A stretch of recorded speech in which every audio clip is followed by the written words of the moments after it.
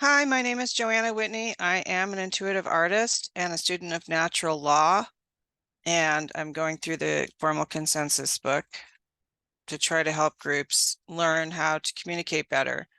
And, the reason why these two things are equal is because under natural law, we're all equals. There is no authority. However, in order to get things done, we do have to work together, set aside our differences and work together and possibly have leaders that help us, but who are not governing us. They're servants, not leaders. Remember, they're leaders, but they're not governance. Servants of the whole for the group purpose, which our group purpose is to find freedom for everyone out of the chaos that's being created by the satanic agenda through the media that is promoting, if I get mine, that's all that matters. That's total Satanism under natural law. Natural law is governing principles which are non-man-made and are discoverable here on the planet Earth, the realm of Earth. I know a lot of people have different ideas of what natural law is. It can also be termed spiritual law, but it is natural law, nature. You can see all of them in nature. And they can be found in the Kabbalion outlined. Also, that's a small handbook from 1918 written by an anonymous authors. Hermeticism also could be the basis of natural law. The Emerald Tablets written by Hermes Trismegistus is another source for natural law. So with the idea that we're each individual self-governing beings, in order to work together, we're going to have to learn how to be respectful. And it's especially difficult because we've been mind controlled into tyranny. And, if someone gets up in front of the group, suddenly they're not a member of the group anymore nowadays. Now they're the leader for 5 seconds. And your brain goes into a different mode of processing information that's coming from a leader. So even if that person was just a member of the group a few minutes ago. So we have to be self-aware. And, that's best done probably through meditation and other forms of intuitive healing processes that can be found through energy medicine and again, through meditation, prayer, asking God, the creator, for assistance to find out the beliefs that have lodged themselves in our psyches that are preventing us from being whole and seeking another person to be our leader. So that's just a brief overview of my point of view on all this. So I'm on page 41 of the formal consensus document, which I will put a link to in the description. Chapter 6, techniques, facilitation techniques for a meeting. There are a great many techniques to assist the facilitator in managing the agenda and group dynamics. The following are just a few of the more common and frequently used techniques available to the facilitator. Be creative and adaptive. Different situations require different techniques. With experience will come an understanding of how they affect group dynamics and when is the best time to use them. Equalizing participation. The facilitator is responsible for the fair distribution of attention during meetings. Facilitators call the attention of the group to one speaker at a time. The grammar school method is the most common technique for choosing the next speaker. The facilitator recognizes each person in the order in which hands are raised. Often, inequities occur because the attention is dominated by an individual or class of individuals. This can occur because of socialized behavioral problems such as racism, sexism, or the like, or internal dynamics such as experience, seniority, fear, shyness, disrespect, ignorance, or the process, etc. Of the process, ignorance of the process, etc. Inequities can be corrected in many creative ways. For example, if men are speaking more often than women, the facilitator can suggest a pause after each speaker. The women counting to 5 before speaking, the men counting to 10. In controversial situations, the facilitator can request that 3 speakers speak for the proposal and 3 speak against it. If the group would like to avoid having the facilitator select who speaks next, the group can self-select by asking the last speaker to pass an object, a talking stick, to the next. Even more challenging, have each speaker stand before speaking and begin when there is only one person standing. These are only a handful of the many possible problems and solutions that exist. Be creative, invent your own. I'm not sure that we have this problem at the moment of sexism and racism here. I think we've pretty much overcome that. Although I will say, I've noticed in the groups that I'm in outside of the freedom movement that there is a certain type of sexism in Colorado, oddly. Having lived on the coasts, I do feel sort of a weird feeling about that. But I think with a little bit of just some awareness, we would be able to overcome that easily in our freedom movement. I don't really like to, get involved that sort of ideas, because I think those ideas, especially these days, are being like promoted by the cabal, the globalists. We could say, oh, well, all men, women, and binary. I'm just kidding, guys. Whatever. Anyway, I just don't see that as the issue for us. I think the issue more for us would be, passing a talking stick. I think seniority might be a problem. Fear and shyness. I think lately, my experience is that we put out a stage character that we want others to see, and it's not our true self, and then we can switch. We'd switch it out if we don't like what's going on. We're not, I would say a lot of times we're not being completely honest with who we are. So it's just a subtle effect of the trauma that we've been put through, that we want to guard our vulnerability. And in a situation like this movement, in a way, we have to make ourselves vulnerable in order to create a connection with each other, which is going to be the thing that bonds us as a community.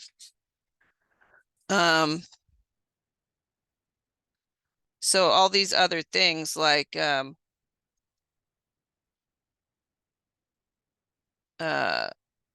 seniority, fear, shyness, disrespect, ignorance of the process. Each individual person is going to have to overcome those for themselves using the inner monarchy and taking stock of reactions that they may have to what's going on, trying to be meditative. There are some amazing techniques that I actually know of, but I'm not going to get into right now, but they're free on the internet. You can just look into it on YouTube.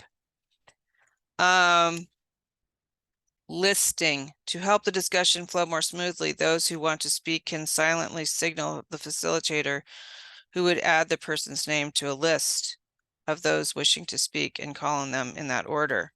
Stacking. If many people want to speak at the same time, it is useful to ask all those who would like to speak to raise their hands. Have them count off and then have them speak in that order. At the end of the stack, the facilitator might call for another stack or create another technique, try another technique. Pacing. The pace or flow of the meeting is the responsibility of the facilitator. If the atmosphere starts to become tense, choose techniques which encourage balance and cooperation. If the meeting is going slowly, people are becoming restless, suggest a stretch or rearrange the agenda. You know, everybody gets up and stretches. That's really good. Walks around. Checking the process. If the flow of the meeting is breaking down, or if one person or small group seems to be dominating, anyone can call into question the technique being used and suggest an alternative. Silence. If the pace is too fast, if energies and tensions are high, if people are speaking out of turn or interrupting one another, it is appropriate for anyone to suggest a moment of silence to calm and refocus energy. That's a really good idea. Taking a break. In the heat of discussion, people are usually resistant to interrupting the flow to take a break, but a wise facilitator knows more often than not that a 5-minute break will save a frustrating half hour or more circular discussion and fruitless debate.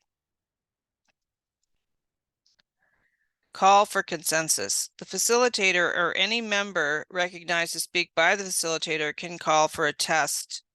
Call for a test for consensus.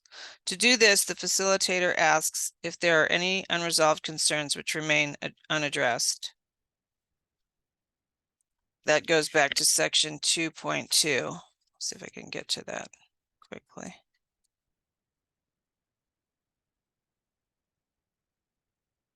That's on page 12. You guys can check it out.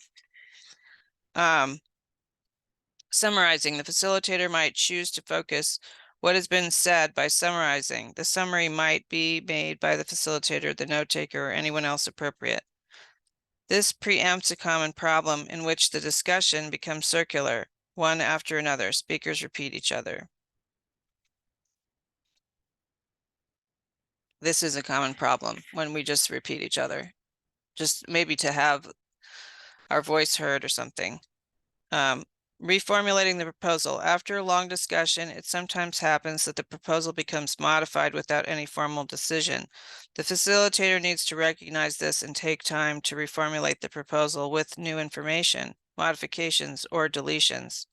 Then the proposal is presented to the group so that everyone can be clear about what is being considered. Again, this might be done by the facilitator, the note taker, or anyone else.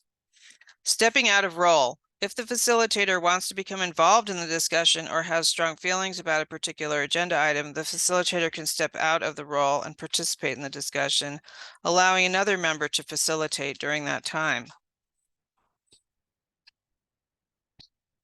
Passing the clipboard. Sometimes information needs to be collected during the meeting. To save time, circulate a clipboard to collect this information.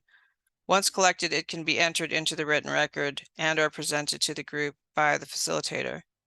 Polling, straw polls. The usefulness of polling within consensus is primarily clarification of the relative importance of several issues.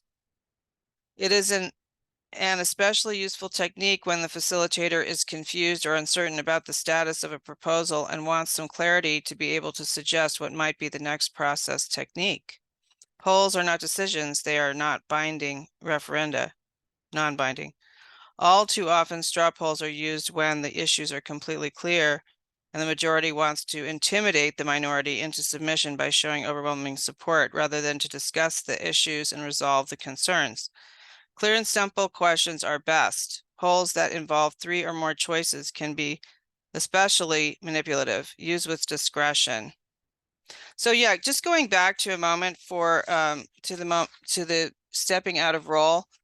This would really be great if the facilitator could do this, but everyone would have to be in a state of neutrality to be able, or at least the new facilitator would have to be neutral. There'd have to be somebody on the team. There'd have to be a container of people that were neutral in order for the meeting to be able to be contained within it so that the facilitator could switch out to another person. And this just shows like things have changed a lot in society, where I think people were a lot more flexible mentally before the internet and before we started becoming mind controlled to becoming, so impatient due to instant gratification. So we would have to really work on this, going back to old ways of doing things. Censoring. This technique and the next are somewhat different from the others. They may not be appropriate for some groups. If someone speaks out of turn consistently, the facilitator warns the individual at least twice that if the interruptions do not stop, the facilitator will declare that person censored. This means that the person will not be permitted to speak for the rest of this agenda item. If the interrupting behavior has been exhibited over several agenda items, then the censoring could be for a longer period of time. This technique is meant to be used at the discretion of the facilitator. If the facilitator censors someone and others in the meeting voice disapproval, it is better for the facilitator to step down from the role and let someone else facilitate, rather than get into a discussion about the ability and judgment of the facilitator. The rationale is the disruptive behavior makes facilitation very difficult, is disrespectful, and since it is assumed that everyone observed the behavior, the voicing of disapproval about a censoring indicates a lack of confidence in the facilitation rather than support of the disruptive behavior. Recently I have been involved in a situation with a group that it puts forth a claim initially that it's a closed meeting, closed only to a certain type of member. And then it states how the meeting is going to be run. And other people who are not of that type ignore the they ignore the qualifier for what the membership of that meeting should be. And then they basically omit the truth when it's asked if there are any of another type of present, they ignore that. And then they introduce themselves as the other type.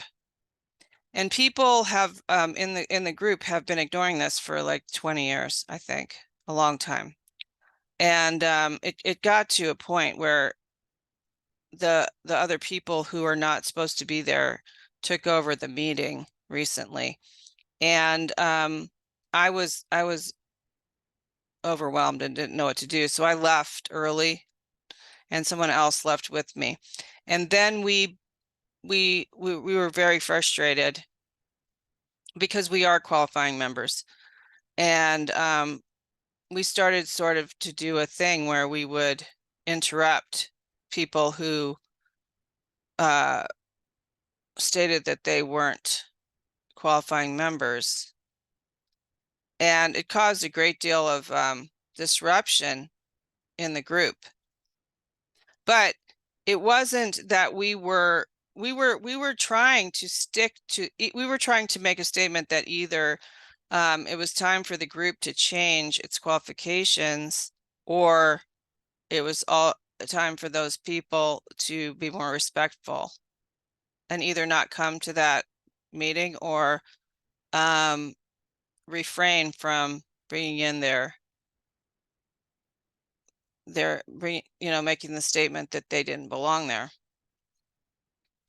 But what basically happened in the end was that they decided not to change anything. So they would prefer to be dishonest and to have everybody go along to get along. And I kind of see this as what's going on in the United States right now, and maybe even in our freedom movement, and we have to be very careful. Nobody has the courage to actually make the really important changes that need to be made. We're going to continue to pretend that, or at least the globalists are going to continue to pretend, and the United States, the citizens or whatever are going to continue to pretend that we're a free country on the 4th of July. But we're not a free country, and we're just going to keep on pretending that we're free until what? We're dead.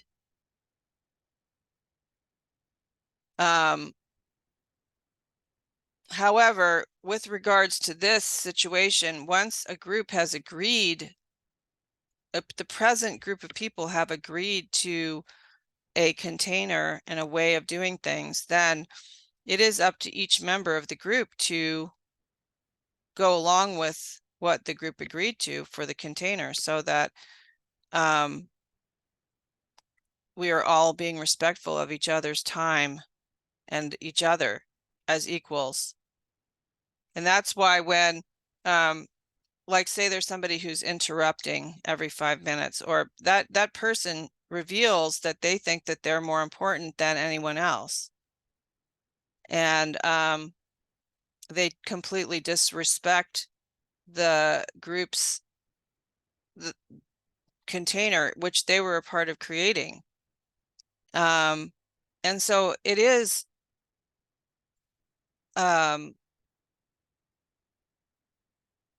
like just putting a child in timeout, you know. If one or two people can't respect the rules of the meeting to keep it on track for everyone else. We kind of have to go back to this kind of thing. This is how things were in the old days. We would, you know, put people in timeout, put a kid in timeout if they were disruptive, not just let them run screaming through the library. You know, remember that word, like, you're raising your children? That word raise, like, it basically means that when we come in here, we need to be brought up to a level of principles. We have to learn the principles, and then we have to abide by them. If we're going to live together peacefully. And that's kind of like what I'm talking about when I talk about natural law is really basically anarchy, you know, no rulers, but that doesn't mean there are no rules. We do have to have rules in order to get along with each other, where we are respectful to each other. And, you know, it reminds me of this thing one of my spiritual advisors said to me. He said, "I'm free to swing my arm any way I like. I can swing my arm until it comes into contact with my neighbor's nose." You know, but the satanic agenda is that I can swing my arm as much as I want, and if I hit somebody, oh well, that's their problem. I mean, I was listening to this metaphysician talk on YouTube the other day, and he was talking about deductive reasoning, how to find a needle in a haystack. Like, you know, one way would be to use a magnet.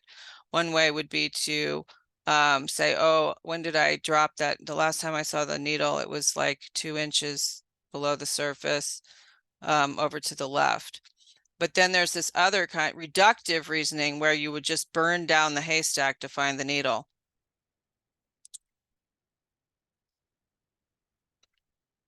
That's Satanism, as far as I can tell, because it doesn't take into account all the purpose of the haystack, the purpose, the creatures that might be living in the haystack. Just because I lost the needle in the haystack doesn't give me the right to burn the haystack down. I have to consider other people. And the same is true in the situation of a group. Like, you know, I used to be very impatient, and I used to be the interrupter. But that was something I had to deal with myself. I had to learn how to meditate and be calm and listen and breathe and put the focus into the center of my head by my pineal gland, so that I could be calm and listen, and not always have to have something to say. Listen to other people and what they have to say, and and reason it out in my own mind, whether my questions were being answered by other people, and not take up everybody's time and not use the group to get attention. So hopefully I've made some sense here. I'm going to pause at this point, and the next time I get on here, we'll talk about the rest of these techniques.